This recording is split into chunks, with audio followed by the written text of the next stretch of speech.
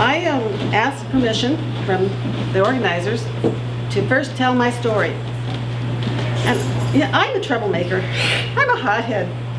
I'm going to get all hot and bothered. I'm going to get all worked up. My blood pressure is going to go up through the roof. So I'd asked for permission after I tell my story that maybe we could sing together to help me get a little less close to an apoplexy. This is something that is important to me. I had my first child when I was 40. And having children has been the most important, incredible experience that I have ever had. It's what gives my life meaning. That's not true for every woman. I mean, there's nothing encoded in our DNA that says thou shalt give children or thou art not worthy. Bullshit. For me, my children are it. My son, incredible kid. When he was 2, he was a little bit slow in starting to talk, but he's not one of those kids that started speaking in sentences. He started speaking in paragraphs. Well, here he is one afternoon, I'm sitting there, and he walks up to me and he said, "Mama, I had my testicles." Yes, son, you do. Too. When I think back on that, all I can think of is, my goodness, it's a good thing that Chase Bolger wasn't there. What would he have done? Well, I got pregnant again. Had a miscarriage. I got pregnant again. Another miscarriage. Those were painful losses. 1998, 1999. August would have been born on May 31st, 1998. January would have been born on October 9th, 1999. Yeah, they meant something to me. So at 43, I asked for help. At 43, I became pregnant with quadruplets. I would be 44 when they were born, if they were born. You see, the probability of a 44-year-old woman having healthy quads is minimal. And with my history, so I was faced with a terrible, terrible decision. I could either let all 4 pregnancies continue, and some be born horribly malformed, and some be born dead, or all of them be born dead, or I could opt for what's called selective termination. If I had my way, all 4 of those embryos would have become healthy babies born to me. Yeah, I wanted all 4. I wasn't going to get my way. I mean, this is the real world, people. We don't get what we want just because we want it. It may seem like it would be an easy choice, listening to me now, but it wasn't. It was a hard choice, and I made the choice. I chose to terminate 2 of the embryos. The 3rd miscarried spontaneously. It was a tough choice, but because of the decision I made, I have a brilliant, vibrant, funny, smart, witty, gorgeous, healthy 12-year-old daughter. And somebody's going to tell me I made the wrong decision. I don't think so. My body, my choice. Tough as it was. The world is a better place because my son and my daughter are part of it, and my partner. They make the world a better place. I made the choice.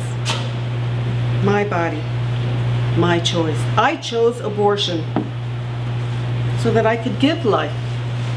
It's not so easy as the pro-lifers would have you think, so-called pro-lifers. It's not a bunch of lazy, stupid women that are too careless to use birth control, so they're opting for an easy out. No. It's far more complex than that. It's far harder than that. On June 7th, I attended the House Subcommittee meeting that was meeting on trying to push through these omnibus anti-abortion bills. I requested to speak.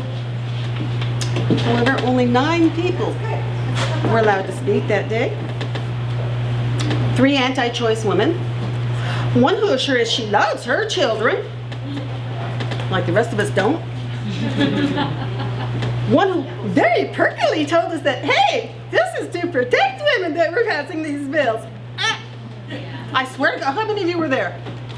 Were any of you there? Did you see Miss Perky? Do I lie? 3 anti-choice men. 3 pro-choice men. 2 physicians and a minister. Not 1 pro-choice woman was allowed to say a word. Not 1. Well, I was kind of pissed off. Yeah. So as the committee filed out, I shouted my statement, my story to him. I'm a troublemaker. I told you I'm a troublemaker. My poor son standing right there behind me thinking, oh my God, she's going to get arrested. She's going to get arrested. But here I'm right behind my mom. Proud of my kids, both of them. And they're hiding now, huh? Well, the following week I attended a routine meeting that my representative had with constituents, Kevin Cotter. I talked to him about these omnibus anti-abortion bills that were on the fast track to be ran through the House. Oh, he had not read them at the time of the meeting, by the way, or so he said. I told him about my experience. His response? Next. Other people spoke, and the business about abortion is for those who are too lazy, stupid, and just want the convenience of not using birth control came up again, and I said, Mr. Cotter, and I mentioned my story. I brought my story back, and he said to me, are you going back to that again? Yes, Mr. Cotter, I am going back to that again. And again. Yeah. And again. And again. And again until you listen. That's right, Rachel. Back in the mid-70s, I was in college. How many of you remember the mid-70s? Man, that was the heyday of feminism, wasn't it? Roe v. Wade, women making progress, feminists were respected. Yeah, there was the stereotypes about the hairy legs, but hey, deal with it. Nothing wrong with hairy legs. It was a good time. There was a movie called Alice Doesn't Live Here Anymore that was made, and it was about a woman involved in an abusive relationship. So she takes her son and she moves. It became a symbol. The movie became a symbol for women empowering themselves, leaving abusive situations, doing what they need to do, women being people.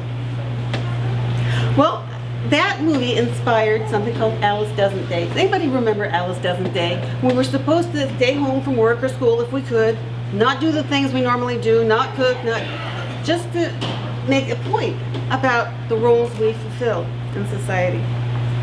If we couldn't stay home, we were encouraged to wear an armband. Well,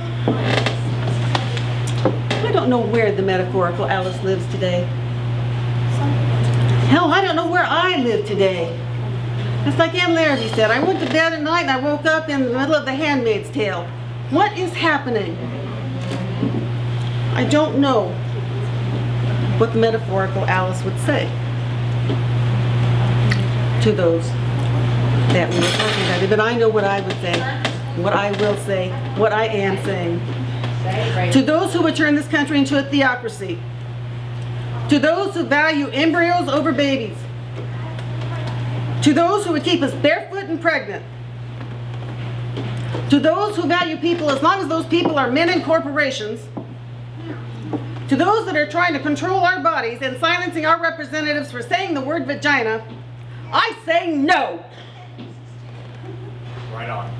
I will have voice. I will be heard. I will not be silenced. I am not going anywhere. I say to you, no. You will answer to me at every single election. No. And fuck you. Yeah.